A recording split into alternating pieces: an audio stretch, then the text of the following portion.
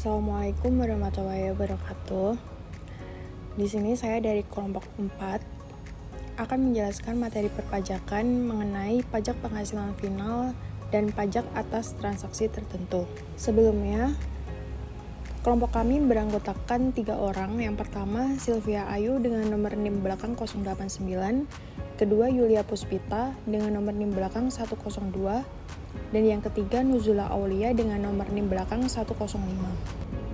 Baik, di sini saya akan menjelaskan mengenai materi tersebut. Yang pertama yaitu latar belakang dari perpajakan. Apa itu pajak? Jadi, pajak penghasilan atau PPH merupakan sumber pendapatan utama negara Indonesia yang digunakan untuk membiayai pembangunan, perkembangan regulasi, perpajakan di Indonesia, termasuk pengenaan pajak penghasilan final dan pajak atas transaksi tertentu, dengan tujuan untuk menyederhanakan sistem perpajakan khususnya bagi sektor UMKM dan sektor ekonomi digital yang semakin berkembang. Meskipun sistem self-assessment memberikan kepercayaan kepada wajib pajak, masih terdapat kesenjangan pemahaman mengenai mekanisme dan regulasi pajak yang dapat menyebabkan ketidakpatuhan pajak. Oleh karena itu, diperlukan referensi yang komprehensif seperti buku yang membahas pajak penghasilan final dan pajak atas transaksi tertentu agar pelaku usaha, akademisi, dan praktisi perpajakan dapat memahami regulasi terbaru dan mendukung kepatuhan pajak yang lebih baik. Selanjutnya yaitu konsep dari pajak final. Konsep pajak penghasilan final atau PPh final adalah pajak yang dikenakan pada penghasilan tertentu dengan tarif dan dasar pengenaan yang spesifik, yang tidak dihitung lagi dalam perhitungan pajak penghasilan atau PPh tahunan. Penghasilan yang sudah dikenakan PPh final tidak perlu dilaporkan dalam SPT tahunan. Pajak ini bertujuan untuk menyederhanakan administrasi perpajakan dengan tarif tetap yang ditentukan oleh peraturan pemerintah serta diterapkan pada transaksi atau penghasilan yang mudah dipantau seperti penghasilan dari bunga deposito, hadiah undian, transaksi saham, jasa konstruksi, dan lainnya. Perbedaan utama antara PPh final dan PPh non-final terletak pada mekanisme perhitungan, pelaporan, dan tarif pajak yang dikenakan. Selanjutnya yaitu PPh final atas UMKM. Pemerintah Indonesia terus mendukung pertumbuhan UMKM melalui kebijakan perpajakan yang lebih ringan. Salah satunya melalui Peraturan Perpajakan Nomor 55 Tahun 2022 yang menggantikan peraturan sebelumnya. Peraturan ini memberikan tarif PPh final yang lebih rendah atau 0,5% bagi UMKM dengan peredaran bruto tertentu, bertujuan untuk mempermudah kewajiban perpajakan, meningkatkan kepatuhan, dan mendukung pemulihan ekonomi pasca pandemi. Meskipun ada manfaat seperti kemudahan administrasi dan dukungan pemerintah, tantangan seperti rendahnya edukasi perpajakan, pemantauan peredaran bruto, dan kepatuhan pelaporan tetap harus dihadapi oleh pelaku UMKM. Baik, saya akan melanjutkan tentang pembahasan tentang pajak atas bunga, dividen, royalti, dan juga hadiah. Di Indonesia, pajak penghasilan atau PPh 23 mengatur pemotongan pajak atas berbagai jenis penghasilan seperti bunga, dividen, royalti, dan hadiah. Entitas atau individu yang membayar penghasilan tertentu kepada wajib pajak dalam negeri atau bentuk usaha tetap atau BUT adalah pihak yang berkewajiban melakukan pemotongan pajak menurut PPh pasal 23. Yang pertama adalah pajak atas bunga. Bunga merupakan imbalan atas penggunaan atau penyerahan modal seperti bunga pinjaman, bunga simpanan, ataupun diskonto. Atas penghasilan berupa bunga dibayar kepada wajib pajak dalam negeri, pemotongan PPh 23 yaitu sebesar 15% dari jumlah bruto. Bunga tersebut dibayarkan, disediakan untuk disetorkan, atau ketika jatuh tempo. Adapun mekanisme pemungutan dari bunga yaitu dilakukan dengan cara pemotongan oleh pihak yang membayarkan bunga. Bunga tabungan dan deposito dipotong oleh bank atau lembaga keuangan lainnya. Bunga obligasi dipotong oleh kustodian atau perusahaan penerbit obligasi. Kemudian yang kedua adalah pajak atas dividen. Dividen merupakan bagian dari laba yang dibagikan kepada pemilik modal atau pemegang saham, termasuk distribusi sisa hasil usaha dari koperasi. Apabila dividen dibayarkan atau disediakan untuk dibayarkan kepada penerima, maka dikenakan pemotongan PPh 23 sebesar 15%. Adapun mekanisme pemungutan dari dividen ini, yang pertama, jika dividen tidak diinvestasikan, pemotongan dilakukan dengan tarif 15% final untuk dividen yang diberikan kepada wajib pajak orang pribadi dalam negeri. Yang kedua, untuk dividen yang diberikan kepada wajib pajak luar negeri, pemotongan dilakukan dengan tarif 20% atau sesuai dengan P3B. Kemudian yang ketiga ada pajak atas royalti.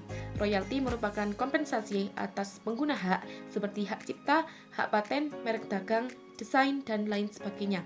Berdasarkan pasal 23, pembayaran royalti kepada wajib pajak dalam negeri dikenakan pemotongan PPh 15%.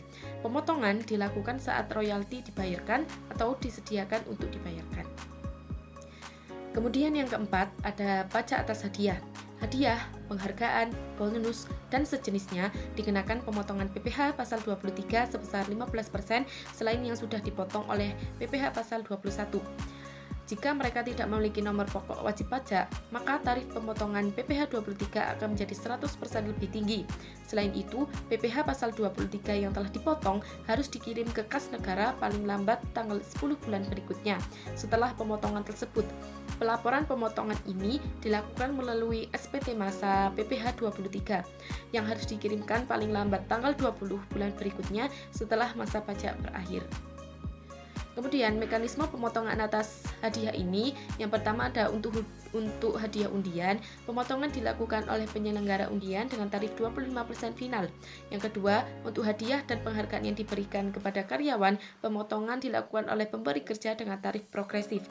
Kemudian yang ketiga, untuk hadiah dan penghargaan yang diberikan kepada pihak lain, pemotongan dilakukan oleh pemberi hadiah sebesar 15%. Baik, selanjutnya saya akan melanjutkan tentang pembahasan PPh pasal 21. Pajak ini adalah pajak yang dikenakan atas gaji, upah, honorarium, tunjangan, serta bonus yang terkait dengan pekerjaan, batas, ataupun manfaat yang diberikan oleh seseorang. Metode perhitungan PPh pasal 21 ini menggunakan dua metode. Yang pertama adalah gross dan kedua adalah gross up. Kemudian untuk tarif dan perhitungan pada PPh pasal 21 ini yaitu berdasarkan pasal 17 ayat 1, penghasilan wajib pajak orang pribadi dalam negeri dikenakan pajak menggunakan tarif progresif. Dengan sistem ini, semakin tinggi jumlah penghasilan yang beroleh, semakin besar pula persentase pajak yang harus dibayarkan. Kemudian ada pun mekanisme pemotongan, penyetoran, dan pelaporan pajak PPh pasal 21.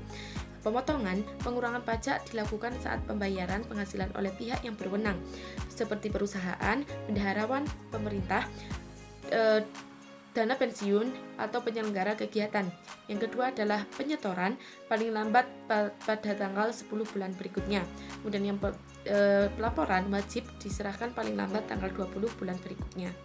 Kemudian ada pajak penghasilan pasal 22, yaitu pajak yang diberlakukan atas distribusi barang dan jasa, baik dalam maupun luar negeri, diatur dalam PPh pasal 22, Undang-Undang Nomor 7 Tahun 1983 tentang pajak penghasilan, yang kemudian diubah oleh Undang-Undang Nomor 7 Tahun 2021 tentang HPP. Pajak ini dipotong pada saat barang atau jasa diserahkan, kemudian disetor melalui kantor pos ataupun bank untuk diberikan kepada kas negara. Kemudian ada beberapa tarif yang dikenakan pada PPh pasal 22, diantaranya 2,5% untuk pengimpor yang memakai API atau angka pengenal importir, dan 7,5% untuk pengimpor non-API.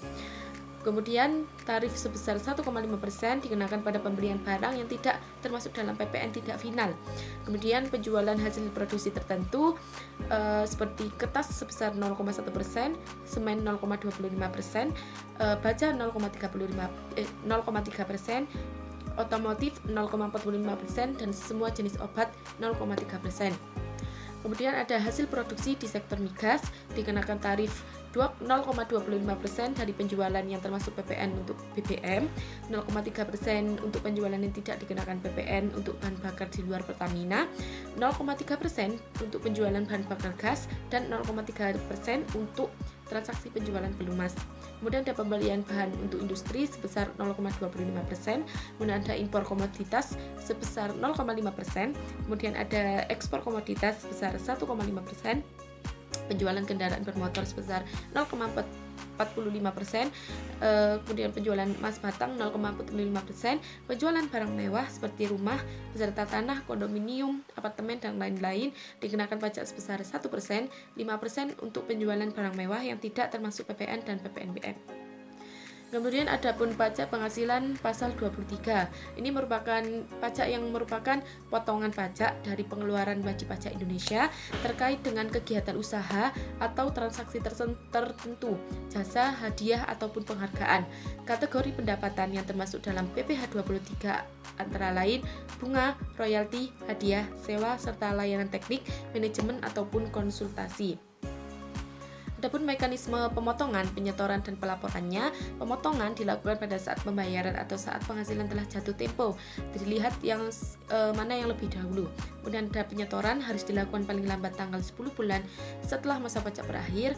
Ada pelaporan dilakukan selambat-lambatnya tanggal 20 bulan setelah masa pajak berakhir melalui SPT Masa, PPh pasal 23 dan PPh 26. Pajak penghasilan pasal 25 merupakan pembayaran pajak penghasilan secara angsuran bulanan berdasarkan pajak terhutang yang dihitung dari SPT tahunan. Bagi wajib pajak pribadi yang mempunyai usaha, angsuran PPh pasal 25 ditetapkan sebesar 0,75% dari total omset setiap bulannya. Sementara itu, untuk badan usaha, angsuran dihitung berdasarkan pajak terutang yang telah dilaporkan dalam SPT tahunan, dikurangi kredit pajak dan dibagi 12 bulan. Pembayaran pajak harus dilakukan paling lambat tanggal 20 bulan berikutnya melalui SPT Masa, pajak penghasilan pasal 25. Pajak penghasilan pasal 26 adalah pajak atas pendapatan yang diperoleh dari Indonesia yang timbul dari pekerjaan, penyediaan jasa, atau kegiatan operasional oleh individu yang memenuhi kriteria sebagai wajib pajak luar negeri. Subjek PPh pasal 26 adalah 1. Orang pribadi yang bukan penduduk Indonesia, yakni individu yang menetap di Indonesia kurang dari 183 hari atau 12 bulan dalam setahun. Dan badan yang tidak bertempat kedudukan di Indonesia tetapi mengoperasikan usahanya melalui bentuk usaha tetap di Indonesia. Dan yang kedua, orang perseorangan atau badan tersebut memperoleh pendapatan dari kegiatan usaha. Tarif dan objek pajak pasal 26 disebutkan 20% bersifat final dari jumlah penghasilan bruto yang diterima atau diperoleh wajib pajak luar negeri yang berupa dividen, bunga, royalti, sewa, dan penghasilan lain yang sehubungan dengan penggunaan harta, imbalan sehubungan dengan jasa pekerjaan dan kegiatan, hadiah dan penghargaan, dan pensiun dan pembayaran berkala lainnya. Kemudian 20% dari perkiraan penghasilan neto berupa premi asuransi dan premi reasuransi yang dibayarkan langsung maupun melalui pialang kepada perusahaan asuransi luar negeri. PPh pasal 26 dipungut oleh pihak tertentu seperti badan pemerintah atau subjek pajak dalam negeri, dan pajak yang dipotong harus disetorkan paling lambat tanggal 10 bulan berikutnya. Pelaporan dilakukan melalui SPT Masa dan SPT Tahunan. Pajak penghasilan pasal 29. Pajak penghasilan pasal 29 adalah kewajiban akhir tahun bagi wajib pajak melunasi sisa pajak yang belum terbayarkan di tahun berjalan. PPh pasal 29 dihitung menggunakan metode mengurangi PPh terutang dengan kredit pajak PPh pasal 21, 22, 23, 24, dan 25. Hasil perhitungan tersebut adalah PPh pasal 29 yang wajib pembayarannya diselesaikan sebelum pelaporan SPT tahunan PPh. PPh pasal 29 memegang peran penting dalam mencapai tujuan pembangunan nasional yang dipergunakan untuk menyokong beragam program pemerintah yang diarahkan pada perbaikan kesejahteraan rakyat. Yang menjadi dasar hukum PPh pasal 29 adalah pasal 29 Undang-Undang PPh dan Peraturan Menteri Keuangan Nomor 242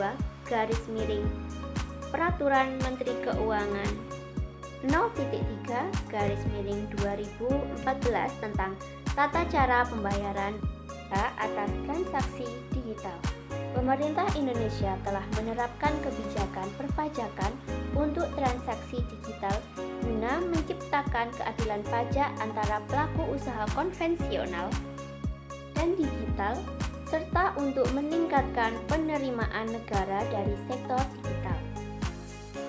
Kebijakan ini mencakup pemajakan atas transaksi digital, lintas batas seperti e-commerce, layanan streaming, dan platform digital dengan tarif yang berbeda, termasuk PPh pasal 26 dan PPh pasal 23 yang didasari oleh Peraturan Menteri Keuangan Nomor 48 Tahun 2020 tentang penegasan subjek dan objek pajak penghasilan atas transaksi perdagangan melalui sistem elektronik.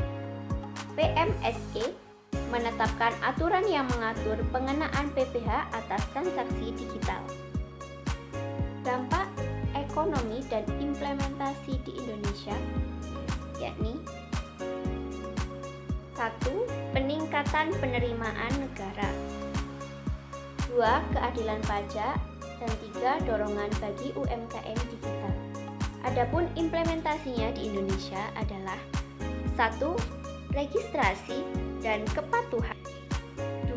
Kolaborasi dengan platform digital, 3. Edukasi dan sosialisasi, dan keempat, pemerintah melakukan sosialisasi kepada pelaku usaha digital, terutama UMKM, tentang kewajiban perpajakan dan manfaat yang akan diperoleh. Namun, adapun tantangan dalam implementasi PPh atas transaksi digital, yakni 1. Kesulitan dalam pelacakan transaksi. Transaksi digital yang bersifat lintas batas seringkali sulit dilacak, terutama jika dilakukan melalui platform asing. Dan yang kedua, kepatuhan perusahaan asing. Tidak semua perusahaan teknologi asing bersedia mematuhi ketentuan perpajakan di Indonesia. Dan yang terakhir, edukasi bagi pelaku UMKM. Banyak pelaku UMKM yang belum memahami kewajiban perpajakan dan manfaat. Selanjutnya kesimpulan dari materi yang sudah disampaikan pada kelompok kami. Yang pertama, pajak penghasilan final memberikan kemudahan administratif dengan pemajakan sekali saja pada saat transaksi. Namun, bisa mengurangi keadilan perpajakan karena tidak mempertimbangkan kemampuan membayar wajib pajak. Kedua, PPh final UMKM yang diatur dalam Peraturan Nomor 55 Tahun 2022 menawarkan tarif rendah dan penyederhanaan administrasi untuk mendukung sektor UMKM, meningkatkan kepatuhan pajak dan kontribusi terhadap penerimaan negara. Ketiga, pajak atas bunga, dividen, royalti, dan hadiah dikenakan PPh final dengan mekanisme pemotongan oleh pihak pembayar dengan perubahan kebijakan yang bertujuan mendorong investasi dan repatriasi dana. Keempat, PPh pasal 21, 22, 23, 25, 26, dan 29 menciptakan sistem pemungutan PPh yang komprehensif dengan masing-masing pasal memiliki karakteristik dan fungsi yang berbeda untuk berbagai jenis penghasilan dan transaksi. Dan yang terakhir, PPh atas transaksi digital merupakan respon pemerintah terhadap ekonomi digital meskipun menghadapi tantangan dalam penentuan subjek pajak, objek pajak, dan mekanisme pemungutan yang efektif terutama untuk transaksi lintas batas. Sekian dari pembahasan materi dari kelompok kami. Mohon maaf jika ada kesalahan kata dan kesalahan dalam penyusunan PPT ini. Saya ucapkan terima kasih. Wassalamualaikum warahmatullahi wabarakatuh.